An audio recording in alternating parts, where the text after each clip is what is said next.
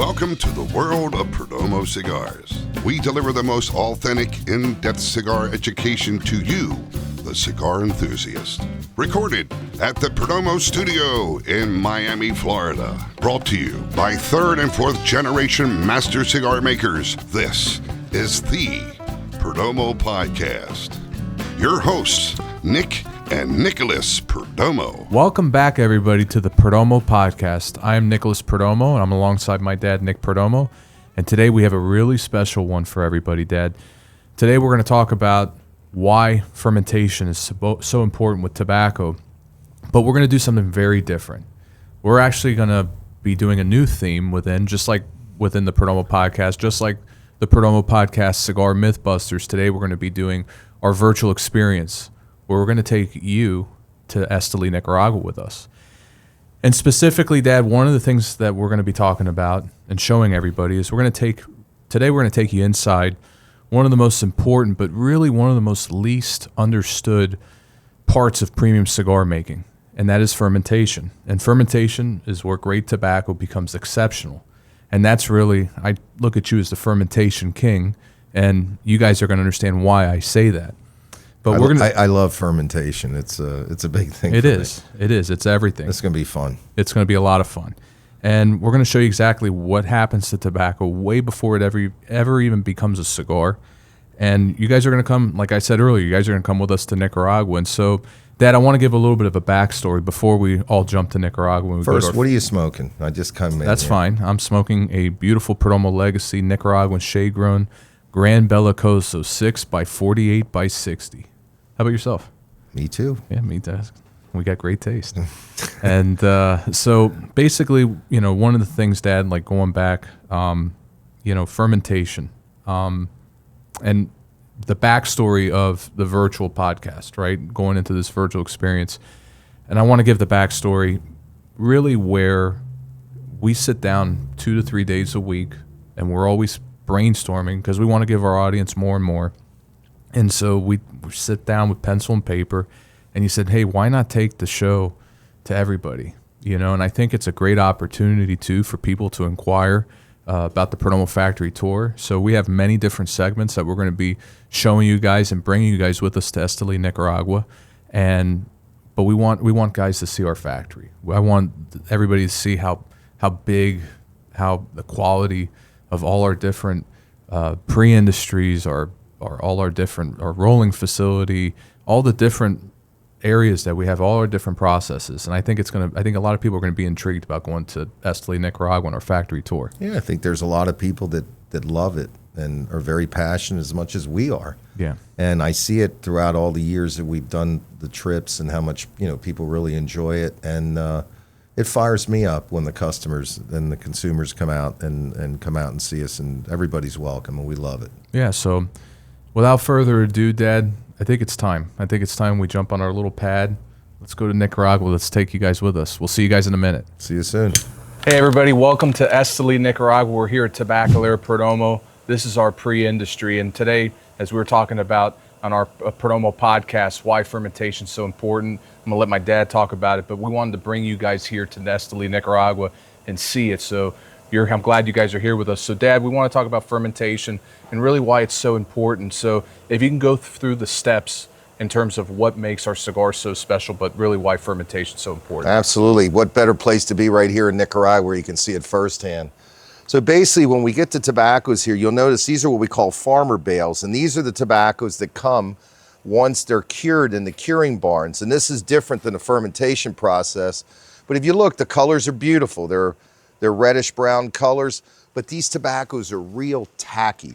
And if you smell them, they smell almost like honey wheat bread. Beautiful. A lot of sugars, resins, they're nice and sticky. They smell great, but what we want to do is we want to build the fermentation process. So what we do is when we bring them in from the curing barns, we're going to go into the initial fermentation, give it its first fever like the Cubans say all the time. And what we do is we build these fermentation pods that we call pilones. In the old days, we would take our hands in there and my dad would say, boy, this tobacco is ready. We need to turn this because we have to keep this fermentation. It's basically like a compost pile that keeps fermenting. And what we want to do is we want to build the heat up naturally to about 105 degrees. My mother always said that great pot roast is low and slow, and we believe tobacco should be low and slow. We don't really like to tax it by giving it a tremendous amount of pressure. And really, it's like great barbecue. The lower and slower and the more time you give it, the more tender the meat is, and the tobacco becomes more and more flavorful. So that we're a big believer in that. Then we had big thermometers. Now we have lasers where we can go in. So as the tobacco starts evolving, you'll notice it starts getting a little darker, right? So Nicholas, give me a hand here. And this is the succession, is this tobacco. What happens is it starts getting a little darker brown versus those lighter blonde colors. And what happens is we have these clinical charts, just like you would see in a hospital. So this is tobacco from Esteli. This came in last year in January from one of our farms, Consuelo. This is from the 24-25 crop. This is a seed variety. And this is the total weight, 3,376 pounds. Once the tobacco hits between 105 and 107 degrees, what we do is we deconstruct this puzzle. And the reason we do it is to build equal fermentation. Tops go to the bottom, bottoms go to the tops, insides go to the outsides, outsides go to the inside. Equal distribution of pressure. I remember when Nicholas was 8 years old, we had him building some of these fermentation piles. And my father always said, if you're gonna walk the walk, you gotta talk the talk. And if you look at the evolution, you start seeing these tobaccos getting even darker. They're getting now a more reddish brown color. See how we have little spots of oil and stuff going here? We need to make sure we blend that into the tobacco leaf. And the secret of tobacco, believe it or not, Nicholas, and we know about this, but it's the tips of your fingers, it's your nose and your eyes. If those fingers touch that tobacco and they tack, that means that tobacco needs more fermentation. Yeah. The smell, when we get that solid tobacco core of smell, we know it's ready, and the eyes will show us when we finally come up and look at tobacco like this. It's a little over 4 years old, and look at these beautiful colors. Perfect. Now they're a reddish brown, no tackiness. And when you open up and smell, what's it smell like? Well, this is our darker tobacco. It smells sweet. It's got a bunch of, you smell all those flavors, everything that you imagine when we make these cigars, and we use these special filler tobaccos from Esteli, because this is all tobacco from Esteli, like my dad mentioned. It's just got a tremendous amount of richness. It's going to be super, super special. But you break down all those sugars, those resin, those oils, and that's where you get the flavor. And then finally, we come here, and this tobacco is actually 5 years old. And if you look at these tobaccos, you'll see they're like thick. They're really heavy. This is what we call our ligero tobaccos. And if you see, these tobaccos are just perfect, and these are ready. And this is what total fermentation is all about. And depending on what valley the tobacco comes from is how long it's going to take. So secos, which are light tobaccos we talked about previously in the previous podcast, takes anywhere between 18 and 24 months. Visos take anywhere between 32 and 36 months. And ligeros like this take upwards to 60 months or 5 years. It's very important that the fermentation process is done right. And I think it's what makes our tobacco so special. We take a longer time than most, but because my father always believed that we should ferment tobacco low and slow. It's worked really good for us. It has worked really good for us. And so we've already talked about, in fermentation, we talked about tobacco coming that's cured, right? And then going into the piles to be fermented. So prior, it's a great point. One of the things we wanted to show was how tobacco, when it comes from the curing barns, how we properly moisten the tobacco and why we do it. So if you could talk about that, how we wet it. So the first thing, it's a great question. The first thing we do is when the tobacco comes from the farmer bales, we actually give it what we call its first sweat. And what we do is we take the fluids that are embedded into the tobacco leaves from the curing barns and we give it its first sweat. That sweat takes between 72 and 96 hours. So what happens is that tobacco heats up slowly to about 95 to 100 degrees, but it loses all its moisture. Right. The fermentation stops. Now we have to go into the initial second fermentation where the tobaccos are going to be fermented and aged anywhere between 2 to 5 years, depending on the types of tobaccos and the textures. So the first thing we do here is we're going to take the hands of tobacco with these fine misting sprinklers, and we're going to wet the tobacco. So what we do is we take the hands of the tobacco, and basically what we're doing is, you'll see here in a moment, you'll see the sprinklers. What we're going to do is we're going to turn them in a 360-degree radius so we can have a consistent amount of moisture. Then what you're going to see is the guys are going to shake the tobacco out 3 times. The reason we shake that tobacco out is so we don't have live water droplets. We want to humidify the tobacco. We don't want to punish the tobacco. So what happens is We won't have those spots that you see in a lot of cigars where you'll see like a green spot or a white spot. That's because the tobacco had live water on it, and it basically, under fermentation, because they didn't shake it out completely, you're going to get those marks, and we don't want to have them. And then what happens is, after they do that, they tie them in hands of 144 leaves, and we stand them up. And the reason we stand them up and we tie them is so the water goes down. And basically what we're doing is we're building kind of like a vortex of humidity, right, where we're building an updraft and a downdraft. And what happens is it basically radiates completely around those hands. And what we do is we tie them and we put burlap over the top so they can breathe.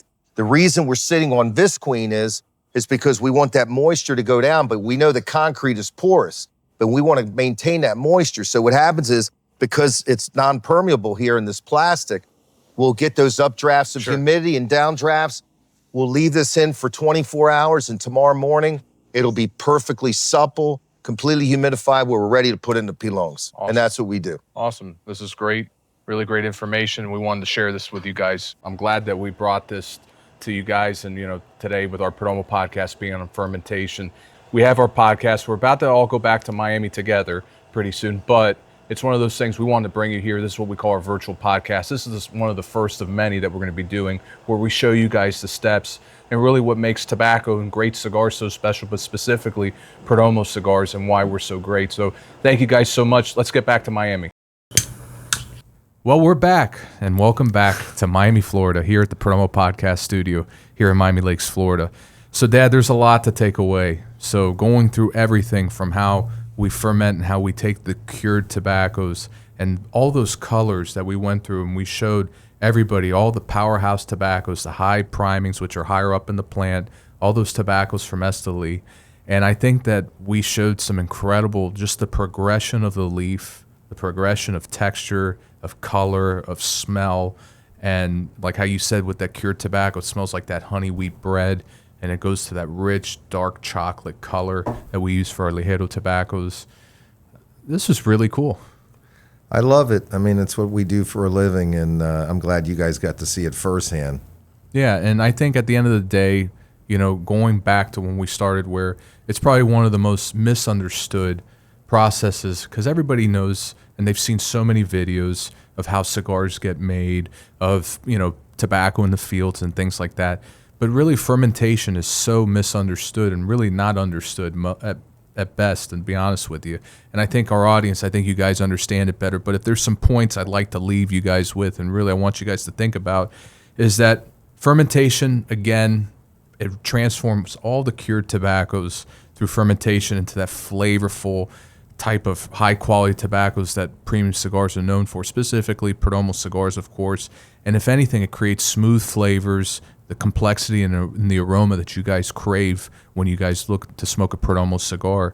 And Dad, it's one of those things. I remember when you always taught me fermentation, you got to treat it like a baby. When you ferment tobacco, you got to watch those pilones, those piles of tobacco that we looked at. And I remember you told me it's like putting a baby to sleep, a newborn. You got to come in, you check it, make sure the baby, it's like when I was a kid, you used to air out my blankets, make sure I wasn't too hot, because I would have maybe caught on fire like a pilone. Just kidding. And, so it's one of those things, the constant attention to detail, all those things that you've created, and all the different processes that you've created within our company through fermentation, and all the standards. Yeah, it's kind of funny you talk about lifting up your blanket to cool you down. It's the same thing with tobacco. So when we break down those pilones, believe it or not, we have to shake that tobacco out, because we have to dissipate the heat that it's already been built naturally. And the reason we want to dissipate that heat is because when we rebuild those pilones, we can actually get a combustible fire, because they're so hot that we don't want to keep accelerating that. So we cool all those tobaccos down before we rebuild them, even though we only bring that temperature up like you saw when we were in Nicaragua at 105 degrees. I just believe in low and slow, and I don't believe in taxing that tobacco, and you get more sugars, more resins, more oils, and more flavor at the end. And when you really look at it in conclusion, you just get an incredible tasting cigar, when you'll see later when we go into the barrel aging and so on. So I'm excited, and I'm glad everybody got to see what we do here. Yeah, and I think one of the biggest things, I think one of the biggest takeaways that you guys will see, and it was a little detail, but it's a huge detail, like our clinical chart, basically, where you show the date, all the temperature controls, how many times it's been turned, how many times that tobacco in the piles and the Pilones have gone from the outside in, the inside out, top to bottom, bottom to top. And so all of that work, just that marinating of all those flavors and rounding out the harshness. And those are the points. So when you guys think about fermentation, you really don't understand, just remember it's about refinement. It's about making tobacco smoother, about bringing those oils, all those sugars really into the tobacco and making it come up and make that cigar so refined and so just flavorful. But and another thing too is it's a 24-hour, 7-day-a-week operation. It is. Because those Pilones are going to fire up at 11 o'clock at night, at 3 in the morning, or at 7 in the morning. And we have new technology with the sensors, the iPads, even the temperature probes. When we go in, we know whether it be Saturday afternoon with Pilone 182 is going to hit 105 degrees. And that's how we can keep it so consistent. So a lot of times we keep up with old traditional methods. We do. That we've all learned from our family. But at the same time, too, there's some new technology that's made us even better. And one of the good things is we've been very open-minded to technology. And some of the technology we didn't feel that it was worth it, but this is definitely a great thing. And I think my dad would be really proud at how we really have zeroed in on incredible fermentation, and everybody wins. 100%. And look, great tobacco, like you taught me, always starts at the seed. And absolutely. We'll get into that, especially as we start going into our growing season later on in the year. And I think this is really fun. I loved going down to Nicaragua, for just working on future projects, stuff that we have coming out in 27, 28, and even 29. And I think there's a project coming out for 2032 as well. So we continue to work on, and we're doing it for you, our consumers, and our retailers, our loyal and faithful retailers as well. But I think it's again, great tobacco starts at the seed, but fermentation, when you do everything right, fermentation just brings the best out of the tobaccos. It really does, and it makes the tobaccos that refinement, the balance, the aroma, and really the biggest key word is the consistency. And I appreciate all the compliments, and I know my dad does as well, of the compliments of consistency that we're well known for at Perdomo Cigars. I think today we just showed you guys one of the biggest reasons why we're so consistent. When you look at the organization, the methods that we use to properly ferment all our tobaccos. I'm just so glad that you guys were able to see that. And Dad, I think it's time to thank everybody for joining us today. And if you like it, please subscribe. Also leave some comments. Leave some comments for us. And yeah, we actually read them, and we're the ones who actually answer every one of them. Look, we feel that if you take the time out to comment and give us your input, we should have the right time to. We have some knuckleheads out there that come up and say some stupid stuff. For the most part, though, everybody's been really phenomenal, and I want to thank all of you that are spreading the word. We've gotten a tremendous amount of down hits. Well, I love the knuckleheads too, because they help the algorithm. So the more you guys comment, even if it's good, bad, or indifferent, whatever it is, we'll also comment to you guys too on your stupidity. But it's okay. But we appreciate all the great comments that you guys have given us, and we're going to continue to answer you guys too. But also follow us on Facebook on Perdomo Cigars, also our Perdomo Cigars Instagram page. Follow us at Nick Perdomo Jr. on Instagram, Nicholas Perdomo III on Instagram, also on our Facebook pages, of course, as well. But again, please leave us the comments. We love you guys, and we look forward to commenting and talking with you guys more and more. So thanks so much. We'll see you next time. See ya. That was good.